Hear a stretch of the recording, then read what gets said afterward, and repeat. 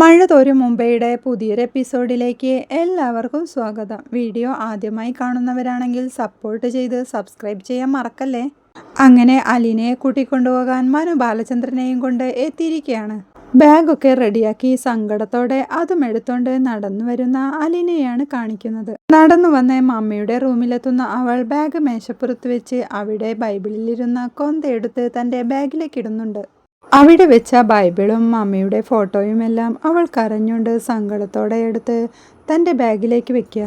പിന്നീട് ചുമരിൽ മാലയിട്ട് വെച്ചിരിക്കുന്ന ബ്രിജിത്ത മമ്മിയുടെ ഫോട്ടോയ്ക്ക് മുന്നിലെത്തി സങ്കടത്തോടെ കൈകൂപ്പിക്കൊണ്ട് കണ്ണടച്ച് പ്രാർത്ഥിക്കുക.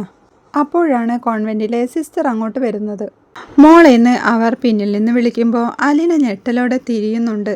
എന്നിട്ട് സങ്കടത്തോടെ ഇതെൻ്റെ വീടായിരുന്നു, ഇതെൻ്റെ അമ്മയായിരുന്നു, ഇനി ഞാൻ ആരാ? അനാഥ. എനിക്ക് ആരാ ഉള്ളത്? ശരിക്കും ഇപ്പോഴാ ഞാൻ അനാഥയായത്, ആരുമില്ലാത്തത് എന്ന് സങ്കടത്തോടെ കരഞ്ഞുകൊണ്ട് അലീന പറയുമ്പോൾ അങ്ങനെയൊന്നും വിചാരിക്കരുത്, എല്ലാം മാറി വരും എന്ന് പറഞ്ഞ് അവളെ ആശ്വസിപ്പിച്ചുകൊണ്ട് അവർ വെയിറ്റ് ചെയ്യാണ് എന്ന് പറഞ്ഞ് അവളോട് വരാനായി പറഞ്ഞുകൊണ്ട് സിസ്റ്റർ അവിടെ നിന്ന് പോവുക.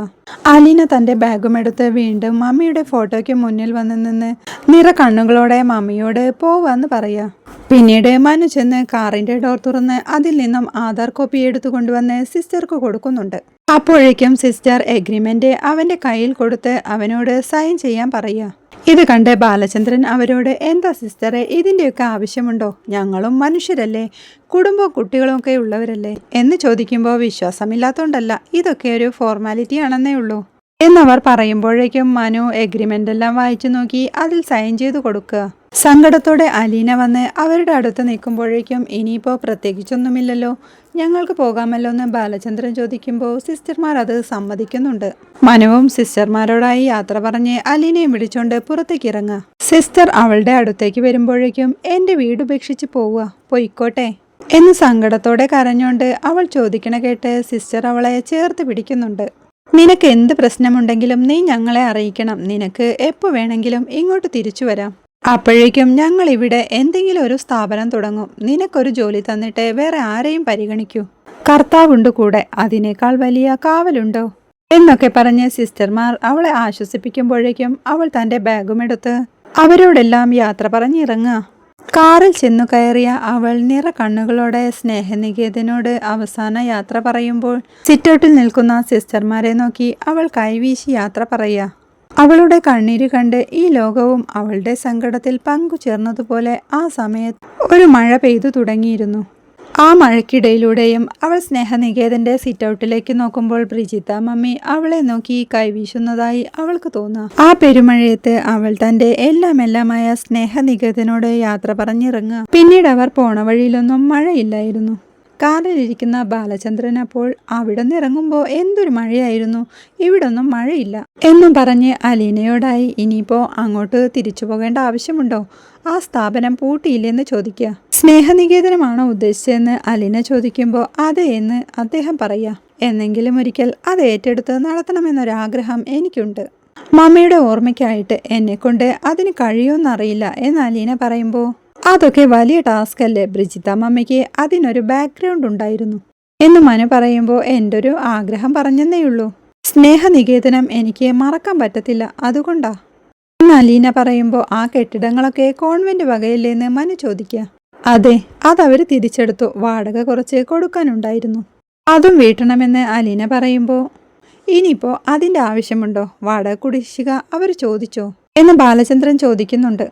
അവരതൊന്നും ചോദിക്കില്ല, എന്നാലും ആ കടം തീർക്കണമെന്ന് മമ്മി പറഞ്ഞിട്ടുണ്ട് എന്ന് അലീന പറയുമ്പോൾ എങ്ങനെ തീർക്കുമെന്ന് ബാലചന്ദ്രൻ ചോദിക്കുക. ഞാൻ ജോലി ചെയ്ത് തീർക്കും. ഇത് കേട്ട് എത്രയുണ്ട് കുടിശ്ശിക എന്ന് അയാൾ ചോദിക്കുക. അത് മമ്മിയുടെ കണക്ക് പുസ്തകം നോക്കണം, അതെന്നെ ഏൽപ്പിച്ചിട്ടുണ്ട്, അത് സാരമില്ല, അതെനിക്ക് ജോലി ചെയ്ത് തീർക്കാവുന്നതേ ഉള്ളൂ എന്ന് അലീന പറയണ കേട്ട് ബാലചന്ദ്രൻ അത് തലകുലുക്കി സമ്മതിക്കുന്നുണ്ട്. പേരെന്താന്നാ പറഞ്ഞത്, മറന്നുപോയി എന്ന് ബാലചന്ദ്രൻ ചോദിക്കുമ്പോൾ ബ്രിജിത്ത മമ്മീന്ന് അവൾ പറയണ കേട്ട് അതല്ല, കുട്ടിയുടെ പേരെന്താന്ന് ബാലചന്ദ്രൻ ചോദിക്കുക. അലീന. ആ അലീന, കുട്ടിയുടെ കോൺഫിഡൻസ് കൊള്ളാം, എനിക്കത് ഇഷ്ടപ്പെട്ടു. പക്ഷേ പറയുന്നുണ്ട് ഒന്നും തോന്നരുത്, കടം ബ്രിജിത്ത മമ്മിയുടേതാ എന്ന് ബാലചന്ദ്രൻ പറയുമ്പോൾ അല്ല, സ്നേഹനികേതനത്തിൻ്റെതാ എന്ന് അലീനയും പറയുന്നുണ്ട്. ഈ സ്നേഹനികേതനം സ്റ്റാർട്ട് ചെയ്തത് ആരായിരുന്നു? മമ്മി. ആ സ്ഥാപനം ഇപ്പോൾ പൂട്ടിപ്പോയത് എന്തുകൊണ്ടാ? ബ്രിജിത്ത മമ്മി ഇല്ലാത്തോണ്ട്. അപ്പോൾ ആ സ്ഥാപനം ബ്രിജിത മമ്മിയുടേതായിരുന്നില്ലേ? അതിന്റെ കടങ്ങളും ബ്രിജിത മമ്മിയുടേതാ. അലീനയ്ക്ക് ഏതായാലും ആ കടങ്ങൾ വീട്ടാനുള്ള ബാധ്യതയില്ല. അവിടുത്തെ ഒരു അന്തേവാസി മാത്രമല്ലായിരുന്നു അലീന എന്ന് ബാലചന്ദ്രൻ ചോദിക്കുമ്പോൾ മമ്മിയും ഞാനും രേവതിക്കുട്ടിയും ഞങ്ങൾ എല്ലാവരും കൂടിയ സ്നേഹനികേതൻ. അലീന പറഞ്ഞു തുടങ്ങുമ്പോഴേക്കും ബാലചന്ദ്രൻ അവളെ തടഞ്ഞോണ്ട് ആ വിചാരം അങ്ങനെ തന്നെ ഇരുന്നോട്ടെ, അത് നല്ലതാ. നമുക്ക് നന്ദിയും സ്മരണയും സ്നേഹവും ഉത്തരവാദിത്വവും ഒക്കെ വേണം. പക്ഷെ അലീന ഒന്ന് ചിന്തിക്കണം. ആ വാടക കുടിശ്ശിക കിട്ടിയിട്ട് വേണോ കോൺവെന്റിലെ സിസ്റ്റേഴ്സിന്റെ ജീവിതം പച്ചപിടിക്കാൻ? വേണ്ട, അവരിങ്ങനെ തന്നെ അങ്ങ് ജീവിച്ചോളും. പക്ഷെ നിനക്കോ? നിന്റെ കൂടെ ഉണ്ടായിരുന്നവരെല്ലാം പിരിഞ്ഞുപോയി. നിന്റെ പിറകിൽ ആരുമില്ല സപ്പോർട്ടിനായി. നിന്റെ മുമ്പിലും പരിചയക്കാരാരുമില്ല. കണ്ണുമടച്ച് ഞങ്ങളുടെ കൂടെ ഇങ്ങ് വരുക അല്ലേ? അതുകൊണ്ട് പറയാ, ആദ്യം നീ രക്ഷപ്പെടണം. നിനക്കൊരു ജീവിതം ഉണ്ടാവണം. അത് കഴിഞ്ഞിട്ട് പോരെ ബാക്കിയുള്ളവരുടെ ജീവിതം എന്ന് ബാലചന്ദ്രൻ പറയണ കേട്ട് അത് അങ്കിള് പറഞ്ഞത് തന്നെയാ ശരിയെന്ന് മനുവും പറയാ. ഇതൊന്നും ഒരു കുറ്റമായി കാണരുതെന്നും നിന്റെ നന്മയ്ക്ക് വേണ്ടിയാ പറയുന്നതെന്നും ബാലചന്ദ്രൻ പറയുന്നുണ്ട്. എന്നിട്ട് അവളോട് എവിടം വരെ പഠിച്ചെന്ന് ചോദിക്കുമ്പോൾ +2 എന്ന് അലീന പറയുന്നുണ്ട്. പിന്നെന്താ ബാക്കി പഠിക്കാഞ്ഞെന്ന് ബാലചന്ദ്രൻ ചോദിക്കുക. നഴ്സിംഗ് പഠിച്ചിരുന്നോന്ന് ബാലചന്ദ്രൻ ചോദിക്കുന്നുണ്ട്. GDA പഠിച്ചു. ഗവൺമെന്റിന്റെ റെക്കമെൻഡേഷനുള്ള കോഴ്സായിരുന്നു എന്നവൾ പറയുമ്പോൾ ഈ GDA എന്ന് വെച്ചാൽ എന്താന്ന് ബാലചന്ദ്രൻ ചോദിക്കുക. General duty assistant.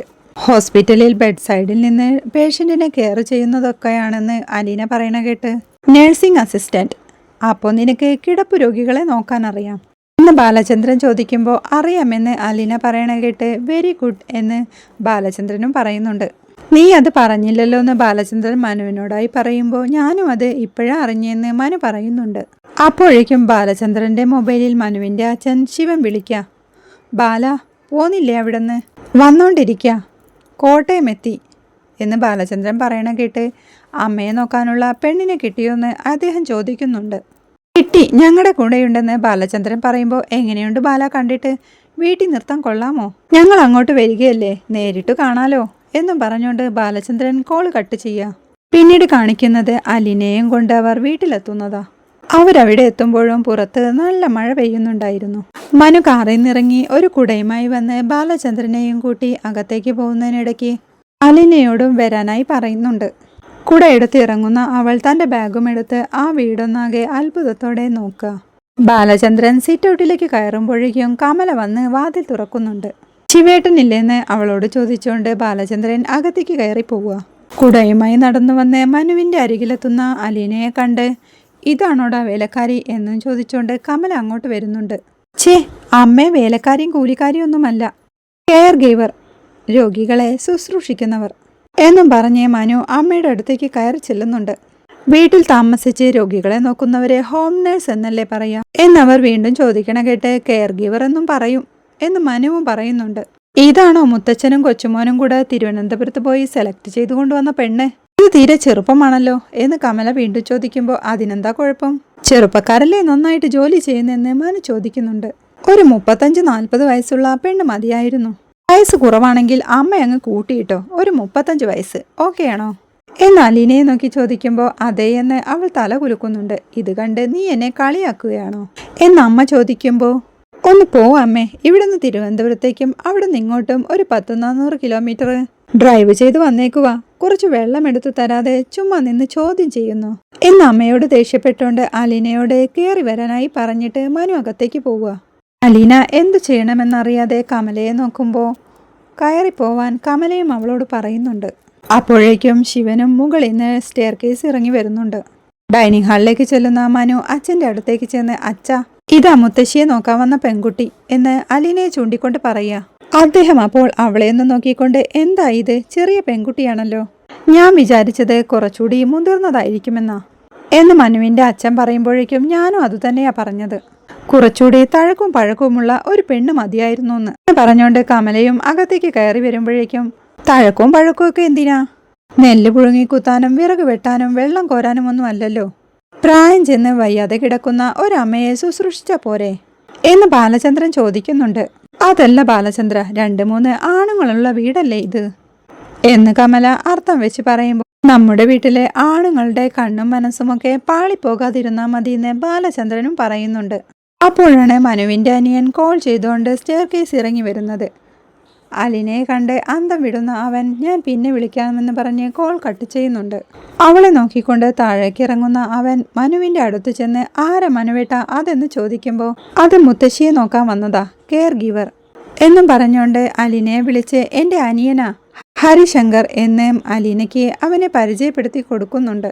അവൻ അപ്പോഴേക്കും നിലവിട്ട് അവളെ ആകെ മൊത്തം ഒഴിഞ്ഞു നോക്കുകയായിരുന്നു. മര്യാദയ്ക്കൊക്കെ നിന്നോളണമെന്ന് മനുവിൻ്റെ അച്ഛൻ അവളോടായി പറഞ്ഞിട്ട് അവർക്ക് കുടിക്കാനായി എന്തെങ്കിലും എടുക്കാൻ കമലയോടായി പറയുക. എത്ര ദൂരത്തുനിന്ന് യാത്ര ചെയ്തു വന്നതാ, ഇതൊക്കെ പറയണോ എന്ന് ദേഷ്യപ്പെട്ടുകൊണ്ട് അദ്ദേഹം അകത്തേക്ക് കയറി പോവുക. ഇത് കേട്ട് കമല ദേഷ്യത്തോടെ അടുക്കളയിലേക്ക് പോകുന്നുണ്ട്. ബാലചന്ദ്രൻ അപ്പോൾ അലീനയോട് ഇവിടെ എവിടെയെങ്കിലും വന്നിരിക്കാൻ പറയുക. ഇരിക്ക് ബാലചന്ദ്രൻ എന്നും പറഞ്ഞ് ശിവേട്ടൻ ബാലചന്ദ്രനെ വിളിക്കുമ്പോൾ ഇരിക്കാനൊന്നും നേരമില്ല, പോയിട്ട് ടെക്സ്റ്റൈൽസിലും ജുവല്ലറിയിലുമൊക്കെ ഒന്ന് തല കാണിക്കണം, ഞാനില്ലാത്തോണ്ട് എന്തായി എന്നറിയില്ല എന്ന് ബാലചന്ദ്രൻ പറയുമ്പോൾ അതെല്ലാം അവിടുത്തെ മാനേജർമാർ നോക്കില്ലെന്ന് ശിവൻ ചോദിക്കും. എന്നാലും നമ്മുടെ സ്ഥാപനത്തിൽ നമ്മുടെ ഒരു കണ്ണ് വേണം ശിവേട്ട, ഇല്ലെങ്കിൽ ശരിയാവില്ല എന്ന് ബാലചന്ദ്രൻ വീണ്ടും പറയുമ്പോൾ അമ്മയുടെ കാര്യം കുറച്ച് കഷ്ടത്തിലാ, ഇപ്പോൾ ഈ പെൺകുട്ടിയെ കിട്ടിയത് നന്നായി എന്ന് ശിവേട്ടൻ പറയുമ്പോൾ ഒരു ഹോം നേഴ്സ് ഉണ്ടായില്ലല്ലോ എന്ന് ബാലൻ ചോദിക്കുക. അത് പോയിട്ട് പിന്നെ വന്നില്ല, ഇപ്പോൾ ദിവസം എത്രയായിന്ന് ശിവേട്ടൻ പറയണ കേട്ട് ശിവേട്ട ഞാൻ പറയുന്നുണ്ട് ഒന്നും തോന്നരുത്, ഇവിടെ ആര് നിൽക്കും കമലടത്തിയുടെ കൂടെ, വെറുപ്പിക്കുന്നതിനും ഒരതിരൊക്കെ ഇല്ലേ, ഇതിനെങ്കിലും വെറുപ്പിക്കരുതെന്ന് പറ എന്ന് ബാലചന്ദ്രൻ ശിവേട്ടനോടായി പറയുമ്പോൾ അതിന് അച്ഛന് പേടിയല്ലേന്ന് ഇത് കേട്ടോണ്ട് നിന്ന് മനു ചോദിക്കുന്നുണ്ട്. എന്തു ചെയ്യണമെന്നറിയാതെ നിൽക്കുന്ന അലീനയുടെ കണ്ണിൽ അപ്പോഴാണ് കുഞ്ഞിരാമൻ മേനോന്റെ ഫോട്ടോ മാലയിട്ട് വെച്ചിരിക്കുന്നത് കാണുന്നത്. അത് കണ്ട് സങ്കടത്തോടെ നിന്ന് കരയുന്ന അലീനയെ കാണിക്കുന്നിടത്താണ് ഇന്നത്തെ എപ്പിസോഡ് അവസാനിക്കുന്നത്. വീഡിയോ ഇഷ്ടമായാൽ സപ്പോർട്ട് ചെയ്ത് സബ്സ്ക്രൈബ് ചെയ്യാൻ മറക്കല്ലേ.